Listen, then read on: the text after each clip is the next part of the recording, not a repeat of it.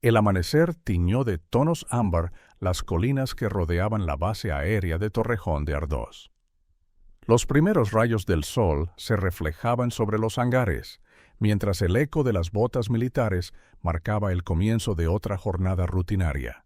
Entre el ir y venir de oficiales, vehículos y órdenes, había una figura casi invisible, una mujer de mediana edad empujando un cubo de limpieza con la calma de quien ha aceptado su anonimato. Su nombre era Marisa Ortega, aunque en la base todos la llamaban simplemente señora o la limpiadora. Nadie sabía de dónde venía ni cuánto tiempo llevaba allí. Era parte del paisaje, como los muros grises o el ruido constante de los aviones. Algunos soldados jóvenes hacían bromas a su paso. Uno, recién llegado de la Academia de Zaragoza, la llamó Cenicienta, entre risas. Ella no reaccionó. Sus movimientos seguían siendo precisos, casi ceremoniales. Cada pasada de la fregona era idéntica a la anterior. Cada mirada al suelo, una excusa para observar sin ser vista. Porque Marisa no era lo que parecía. En silencio, almacenaba cada conversación, cada nombre, cada detalle insignificante que flotaba por los pasillos. Su vida fuera de la base era igual de austera. Vivía en un pequeño piso en Rivas Vacía Madrid, sin fotografías ni adornos. Solo una estantería con libros en distintos idiomas: ruso, árabe, francés, persa y chino. Junto a la cama, un cofre de madera con un escudo militar grabado. Nadie lo había visto abierto jamás. Cada mañana seguía la misma rutina: café negro, una breve carrera, revisar las noticias en varios idiomas y luego su trabajo en la base. Aparentemente nada extraordinario. Pero bajo aquella rutina se escondía una historia que había sido borrada de todos los registros oficiales. 15 años atrás, Marisa había servido en una unidad de inteligencia lingüística del Ejército del Aire encargada de operaciones conjuntas con la OTAN en zonas de conflicto. Había traducido conversaciones bajo presión, interrogado desertores, interceptado mensajes en idiomas que pocos en Europa podían comprender. Hasta que un incidente clasificado en Marruecos provocó su desaparición de los archivos. Oficialmente estaba muerta, extraoficialmente había decidido desaparecer. Su regreso, bajo la identidad de una simple limpiadora, no fue casualidad. Sabía que en Torrejón se gestaba algo. Aquel lunes, la base se preparaba para recibir a una delegación internacional procedente de Bruselas y Varsovia. El ambiente era de protocolo, no de tensión. Sin embargo, cuando Marisa vio la lista de visitantes, algo en su interior se tensó. Entre los nombres figuraba el del coronel ruso Vasily Rostov, ahora enlace militar en asuntos de defensa europea. Ella lo había conocido en otro tiempo, en otra vida. Había escuchado su voz durante interrogatorios encubiertos y había sentido su amenaza disfrazada de diplomacia. Saber que pisaría suelo español removió en ella un instinto que creía dormido. Esa noche, al llegar a casa, Marisa abrió el cofre por primera vez en años. Dentro había una fotografía desgastada, una insignia oxidada y un documento con tinta casi borrada. Lo observó largo rato, respirando hondo. Luego volvió a cerrar la caja. La misión que había creído terminada no lo estaba. Al día siguiente, entró en la base como siempre, con su uniforme gris y su credencial de contratista, pero algo en su mirada había cambiado. Empezó a caminar más despacio frente a las salas de reuniones, a observar los rostros y los parches de cada oficial extranjero. Sabía que Rostov no venía solo, ni venía por cortesía. Y aunque nadie lo sospechaba, aquella mujer con una fregona en las manos estaba a punto de convertirse en la pieza clave de un juego que se extendía más allá de las fronteras visibles.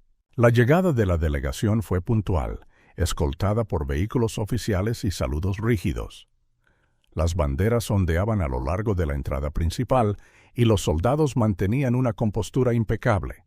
En la sala de conferencias de la base se preparaban los últimos detalles: café, carpetas selladas, proyecciones encendidas. Marisa, asignada ese día de forma casual a la limpieza del ala de reuniones, ya se encontraba allí desde antes del amanecer, repasando por enésima vez el suelo reluciente. Nadie se cuestionó su presencia, para ellos era parte del mobiliario.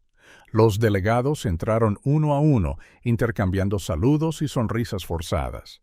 Marisa se colocó discretamente en una esquina. Desde allí observó cada gesto, cada leve inflexión de voz. Y entonces él apareció.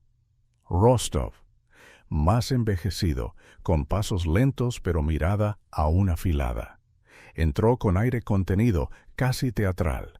Sus ojos barrieron la sala hasta detenerse por una fracción de segundo en los de Marisa. Fue apenas un destello, pero suficiente. Ella mantuvo la calma. Había aprendido a hacerlo cuando su vida dependía de no pestañear. Mientras la reunión comenzaba con formalidades y protocolos técnicos, Marisa se desplazaba lentamente alrededor de la sala. Llevaba un portapapeles antiguo, de metal abollado, que usaba como excusa para tomar notas imaginarias. Su identificación seguía diciendo, mantenimiento contratado. Nadie la miraba. Nadie excepto Rostov, que de vez en cuando dirigía su vista hacia ella, como si intentara recordar un rostro borrado por el tiempo, pero persistente en su memoria. Pasemos al protocolo conjunto sobre drones de vigilancia urbana, dijo el general español, Miguel Hernando, golpeando ligeramente la carpeta frente a él. Rostov asintió, pero su mente estaba en otra parte. Lentamente se inclinó hacia atrás en su silla y, sin dejar de mirar a Marisa, se levantó. «Perdón», dijo en castellano con fuerte acento, «hay un error en el perímetro». El general frunció el ceño. «¿A qué se refiere, coronel?» Rostov extendió la mano hacia el fondo de la sala. «Su personal de limpieza, esa mujer». Todos giraron la cabeza. El tiempo se detuvo. Marisa respiró hondo y dio un paso al frente. «Sí», dijo con voz firme y acento perfectamente neutro. Rostov caminó hacia ella. «¿Cuánto tiempo lleva limpiando esta sala?», preguntó con tono inquisitivo. «10 meses», respondió ella. «¿2 veces al día?», asintió. «¿Su nombre?». «Marisa», dijo. «Solo Marisa». El silencio se volvió denso. Rostov entrecerró los ojos. «¿Recuerda Estambul?», murmuró de pronto. El general Hernando lo interrumpió. «Coronel, este no es el momento». Pero Marisa ya había respondido. Dio un paso más y dijo en voz baja, pero clara, «Recuerdo el río y al niño que dejó atrás, Nikita». El rostro de Rostov se descompuso apenas. Dio un paso atrás. Las miradas se cruzaron en la sala. El general Hernando comprendió que algo mucho más serio se escondía detrás de aquella escena aparentemente absurda. «Todos fuera», ordenó. Nadie lo discutió.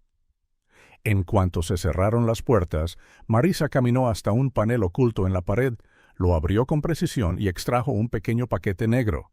Lo entregó al general. Dentro, un sobre clasificado con 3 sellos de seguridad. Él lo abrió, leyó, y su expresión cambió por completo. «Marisa Ortega, Unidad de Inteligencia Lingüística, desplegada en Beirut, Kandahar y Trípoli». Ella asintió. «¿Usted no es personal de limpieza?» «No, señor», dijo ella sin cambiar el tono. «Soy la última línea entre un tratado roto y una guerra invisible». El general se hundió en la silla. ¿Por qué no dijo nada antes? «Porque nadie escucha a quien lleva una fregona». La sala quedó en silencio. En ese instante, la rutina de la base se quebró, y la mujer invisible comenzó a recuperar su sombra. La luz de la tarde entraba filtrada por los ventanales opacos del ala de inteligencia, mientras el general Hernando y Marisa permanecían frente al proyector táctico de la sala de mando secundaria. Un mapa en tiempo real mostraba el perímetro de la base con un segmento rojo parpadeando en la zona este, cerca del radar meteorológico, justo al borde del hangar restringido. Marisa no dijo nada. Extendió la mano y el general le entregó un portafolio negro. Dentro había imágenes térmicas, escaneos de firmas de calor, esquemas electrónicos. Una anomalía, algo que no pertenecía allí. ¿Cuánto tiempo lleva esto?, preguntó ella sin apartar la vista del monitor. Demasiado, admitió el general. Lo detectamos hace 20 minutos. Pensamos que era un error hasta que vimos el patrón de vuelo. Marisa ajustó el enfoque, sus dedos moviéndose con precisión sobre los controles. Un destello cruzó la pantalla. Cruzó. Algo flotaba detrás de un viejo fuselaje, pequeño, casi imperceptible. «No es nuestro», murmuró. «Drone ruso, modelo modificado, capaz de operar de forma autónoma». Hernando se frotó la frente. «¿Qué busca?» «Tiempo de respuesta, puntos ciegos, accesos a sistemas críticos», respondió Marisa. «Y si está aquí, no está solo». No pidió permiso. Tecleó comandos, limpió la señal de interferencias y marcó la ubicación exacta. El dron enemigo giró levemente, como si detectara que lo habían localizado. «Va a ascender. Si logra altura de ocultación, perderemos todo». El general asintió, ya comprendiendo. «¿Qué propones?» «Interceptarlo, ya». Abandonaron la sala por una puerta lateral que requería una autorización biométrica que Marisa, oficialmente, ya no poseía. Pero Hernando la autorizó. Bajaron al nivel subterráneo de la base, donde viejos drones Reaper dormían en la penumbra, cubiertos de polvo. Marisa caminó directamente hacia uno de ellos, ignorando las terminales principales. Abrió manualmente el módulo de control y conectó un cable auxiliar. Este aún tiene acceso a la red antigua, sin bloqueos biométricos, solo contraseña. ¿La recuerdas?, preguntó el general. Marisa esbozó una leve sonrisa. Yo la escribí. El sistema cobró vida. Un zumbido grave llenó el hangar. Las luces de navegación se encendieron. Ella ajustó la calibración, alineó los sensores y seleccionó control manual. En la pantalla apareció el dron enemigo, aún en posición de observación. «Tenemos 17 segundos». El general tragó saliva. «¿Y si falla?» «No va a fallar». Con un movimiento seco, lanzó la secuencia de ataque. El Reaper se elevó con una precisión silenciosa, cortando el aire, sin perturbar la calma exterior. En el mapa, las dos señales se acercaban. El dron ruso detectó el cambio, giró bruscamente y comenzó a ascender. Pero no fue suficiente. El Reaper disparó un pulso electromagnético directo al núcleo óptico del intruso. El dron enemigo cayó como una piedra, estrellándose fuera del perímetro, más allá de los sensores visuales de seguridad. El silencio se instaló en el hangar. El general Hernando se apoyó contra la pared, boquiabierto. «¿Cuánto tiempo dices que fuiste limpiadora?» «Lo justo para aprender dónde se esconde la verdadera suciedad», respondió ella, quitándose los guantes. Aquella noche, la base siguió funcionando como si nada hubiera pasado. Oficialmente no hubo incidente. Extraoficialmente, Rostov solicitó su transferencia a otra instalación de forma urgente, alegando ineficiencias logísticas. Nadie protestó, pero algo más cambió. Por primera vez en años, alguien volvió a mirar a Marisa Ortega, no como a un estorbo silencioso con una escoba, sino como a lo que realmente era, una operadora que había salvado una base entera sin disparar un solo tiro. Y lo había hecho, como siempre, sin levantar la voz. El amanecer siguiente trajo una calma engañosa a la base. Los soldados marchaban hacia la formación con la misma disciplina de siempre, y las alarmas de rutina marcaban el inicio de las operaciones diarias. Pero quienes habían estado en la sala de mando la noche anterior sabían que algo profundo había cambiado. En el comedor principal, el bullicio habitual se vio interrumpido por una figura que pocos reconocieron de inmediato. Marisa Ortega, ya no vestida con el uniforme gris de contratista, sino con un traje táctico negro sin insignias, entró con paso firme. Su credencial colgaba del cuello, y esta vez no decía personal de limpieza, decía Teniente Comandante, Cuerpo de Inteligencia Lingüística. Los murmullos se esparcieron como fuego en rastrojo seco. Un sargento joven susurró a su compañero, ¿Es ella la que limpiaba los pasillos? Su amigo negó con la cabeza lentamente. No, esa mujer es otra cosa. Es un fantasma. Y, por suerte, está de nuestro lado. En la oficina del general Hernando, la tensión seguía presente. Tenía en sus manos un informe preliminar del intento de infiltración digital. Lo leía por tercera vez, aún incrédulo. Marisa estaba sentada frente a él, sin necesidad de justificar su presencia. Ya no era una subordinada invisible. «Hay algo más, ¿verdad?», preguntó él finalmente. Ella asintió. Rostov no vino solo a estudiar protocolos de drones. Está cartografiando las debilidades lingüísticas del sistema. No busca los códigos, busca los errores, las grietas humanas.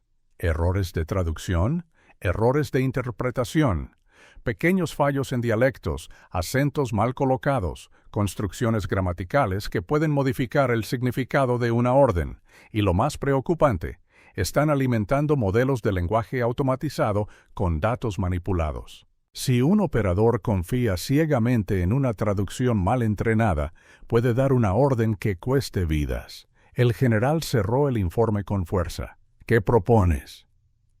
Acceso total a los canales de interceptación. Yo revisaré cada segmento dudoso. Además, quiero que se me autorice a crear una célula de análisis lingüístico avanzada. Necesitamos intervenir antes de que el error se convierta en tragedia. El general no dudó. Apretó un botón en su terminal. Desde este momento tienes lo que pides. Y más. Esa misma tarde, en una sala subterránea que había permanecido cerrada desde la pandemia, se reactivó un nodo de operaciones especiales. No tenía ventanas, pero sus paredes de acero pulido reflejaban la urgencia de los nuevos tiempos. Marisa entró con una tablet bajo el brazo. Había estado recopilando fragmentos de conversaciones, transcripciones mal etiquetadas, informes con verbos en formas incorrectas. Seleccionó un equipo reducido, 3 operadores con formación en filología, criptografía y sociolingüística. No eran soldados tradicionales. Pero en esa guerra, las armas eran palabras y las batallas se libraban entre sílabas. La noche cayó sobre Torrejón de Ardoz con un silencio espeso. En el centro de mando, Marisa cruzaba datos en tiempo real. Revisaba conversaciones aparentemente inocuas, logística médica en Siria, maniobras de entrenamiento en el Magreb, llamadas de rutina entre bases europeas. Y entonces lo encontró.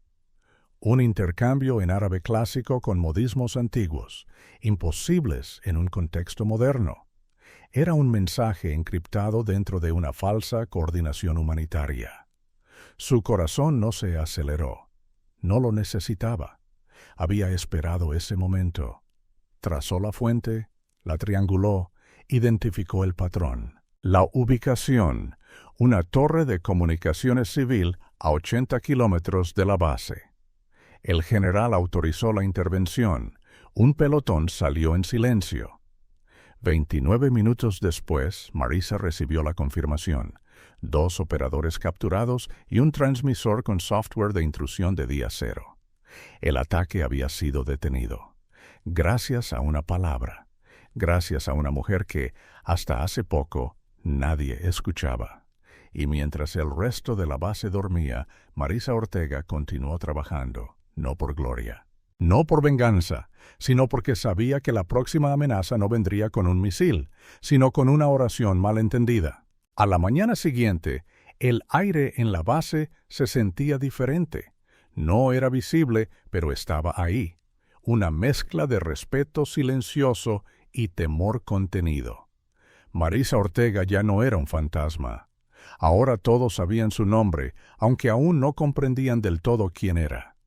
La oficina del general Hernando recibió llamadas desde Bruselas, Lisboa y Berlín. Mandos aliados querían saber cómo se había anticipado una brecha que sus propios centros de inteligencia no detectaron. La respuesta era incómoda. Una mujer a la que nadie había mirado durante casi un año. Mientras tanto, en la sala de análisis lingüístico, Marisa dirigía a su nuevo equipo sin levantar la voz. Sobre la pared principal se proyectaba una línea temporal con fallos detectados en interceptaciones aliadas, frases en pashto con verbos incorrectos, comunicados en francés con estructuras propias de África Occidental, mensajes en español, pero con acento argentino, emitidos desde supuestas bases en Marruecos. Todo era parte de un patrón. No están atacando nuestras redes, explicó Marisa a su equipo. Están saboteando nuestra confianza en el lenguaje. Si dudamos de una palabra, dudamos de una orden.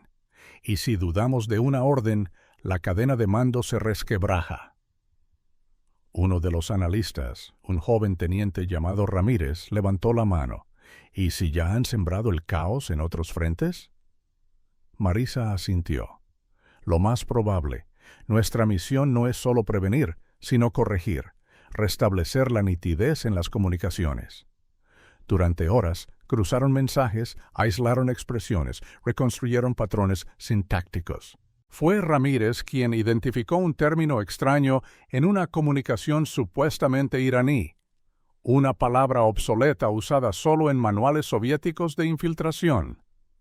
Marisa la reconoció de inmediato. Es una llave. Una firma. Nos están recordando que siguen dentro. Con autorización directa del general, Marisa y su equipo crearon una lista de palabras trampa. Cada una podía activar un protocolo de revisión urgente si aparecía en algún canal. Implementaron filtros no automáticos, sino supervisados por humanos con conocimiento profundo de dialectos y contextos culturales. La inteligencia artificial había fallado, pero el oído humano no. Aquella misma noche, cuando el sol se escondía tras la sierra de Guadarrama, el sistema lanzó una alerta. Un mensaje cifrado, aparentemente logístico, contenía 3 de las palabras clave. El origen era una línea satelital desde las afueras de Córdoba. El general Hernando no perdió tiempo. Activó un equipo de intervención, pero esta vez no se limitó a la acción militar. Llamó a Marisa. «Quiero que vayas con ellos», dijo. «Ninguno entenderá el lenguaje como tú». Ella no vaciló. Se vistió con su antiguo uniforme, ahora sin parches visibles. Subió al vehículo con los soldados, todos más jóvenes que ella, todos demasiado conscientes de quién iba sentada a su lado. Durante el trayecto, revisó los mapas, las coordenadas, las rutas de escape. No hablaba mucho, pero cada palabra que decía era escuchada con atención absoluta. Al llegar al punto de emisión, un cobertizo abandonado disfrazado de torre de telecomunicaciones, la operación fue limpia. Dentro encontraron transmisores, discos duros cifrados y restos de grabaciones en múltiples lenguas. Uno de los soldados recogió una libreta con anotaciones en cirílico. Se la entregó a Marisa. Ella la hojeó lentamente. Y entonces lo dijo: «Esto es más grande de lo que pensábamos. No están probando sistemas. Están preparando algo coordinado». El capitán a cargo frunció el ceño. «¿Un ataque?» Marisa cerró la libreta. «No directamente. Algo peor. Un colapso interno. Y este es solo el ensayo».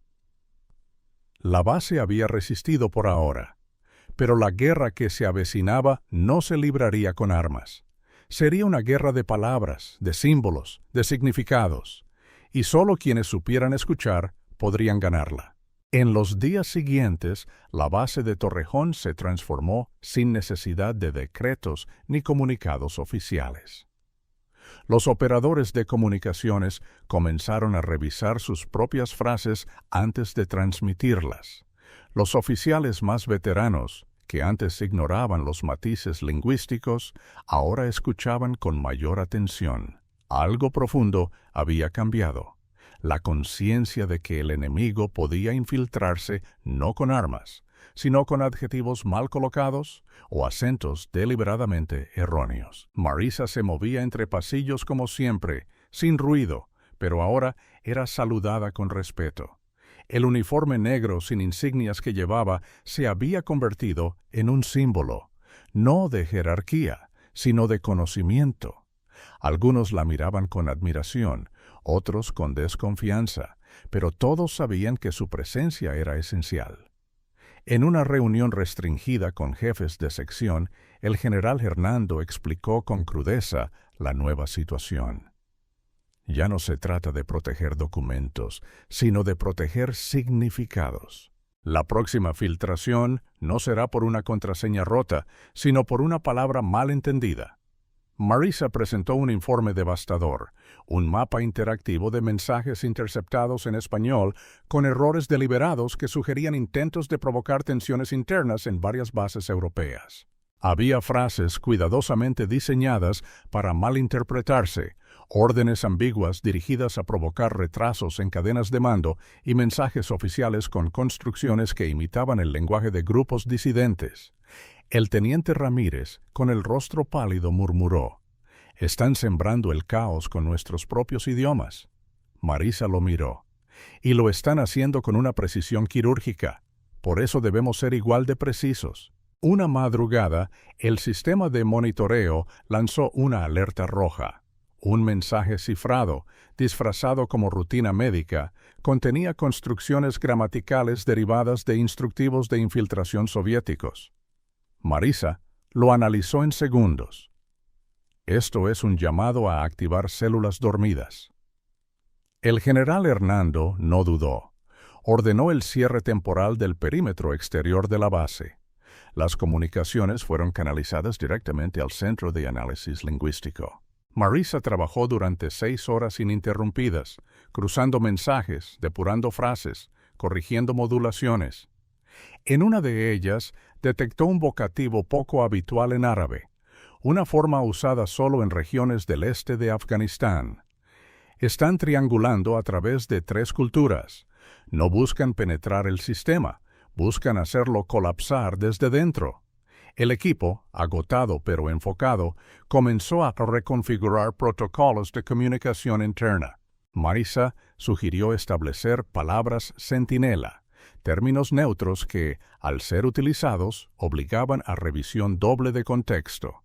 Era una forma de introducir desconfianza controlada, una autoverificación constante.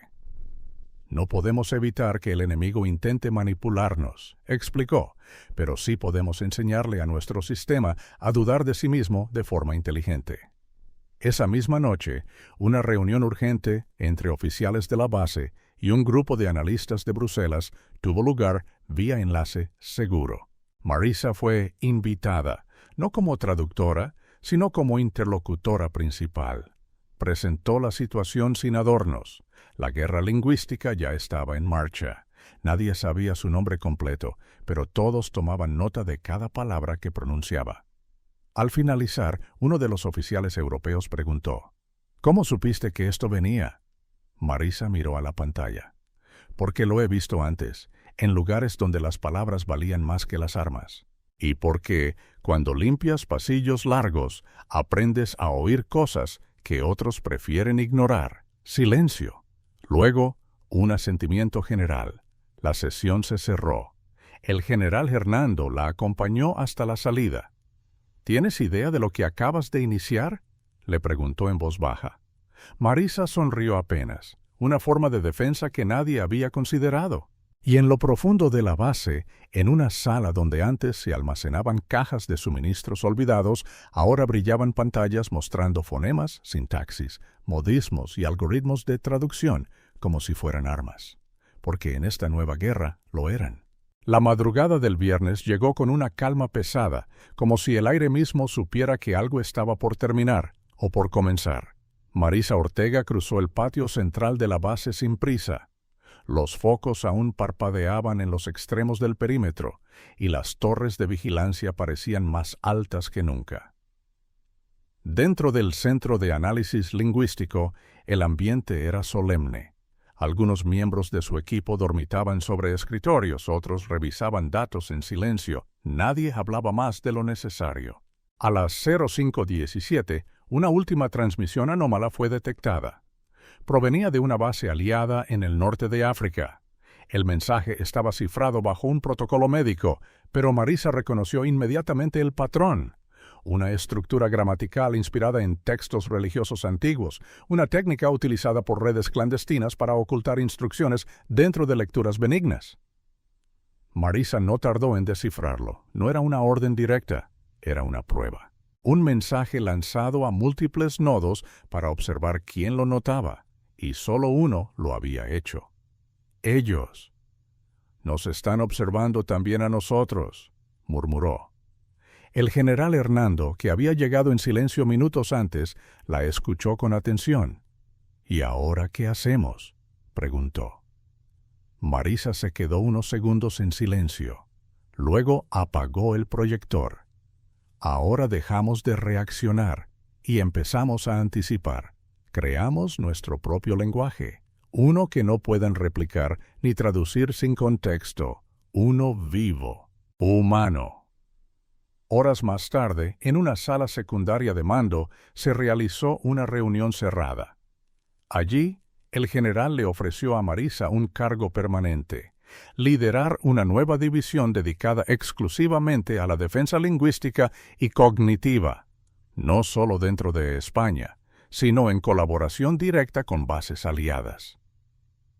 Ella escuchó en silencio, con los brazos cruzados y la mirada en el suelo. «No tienes que decidirlo ahora», añadió el general. «Solo quiero que sepas que no volverás a ser invisible». Marita levantó la vista. «No lo hago por visibilidad, lo hago porque las palabras, mal usadas, matan, y bien usadas, salvan». Esa misma tarde, cuando el turno cambió y los trabajadores habituales del ala de mantenimiento comenzaron a ocupar sus puestos, la puerta del centro de inteligencia se abrió. Marisa salió con paso firme, uniforme gris oscuro sin adornos, una pequeña insignia plateada sobre el pecho, una pluma cruzada con un auricular. Ninguno de los presentes reconoció el símbolo, pero todos se hicieron a un lado, no por miedo, por respeto. En el comedor, un joven soldado susurró a su compañero: «¿Esa es la señora que fregaba los pasillos?». Su amigo asintió, pero corrigió: «No, esa es la mujer que oyó una guerra antes de que empezara». Y así, la base volvió a su rutina. Pero ya nada era igual, porque sabían que, entre ellos, caminaba alguien capaz de detectar una amenaza oculta en un adjetivo, de evitar un conflicto por una sílaba mal interpretada. Alguien que durante meses había pasado desapercibida y que había salvado a todos sin disparar una sola bala. Marisa no buscaba reconocimiento, solo precisión. Y en un mundo cada vez más ruidoso, su silencio se volvió la herramienta más poderosa. Suscríbete al canal. Deja tu comentario y comparte el video si crees que las verdaderas batallas no siempre se libran con armas. A veces se ganan escuchando con atención.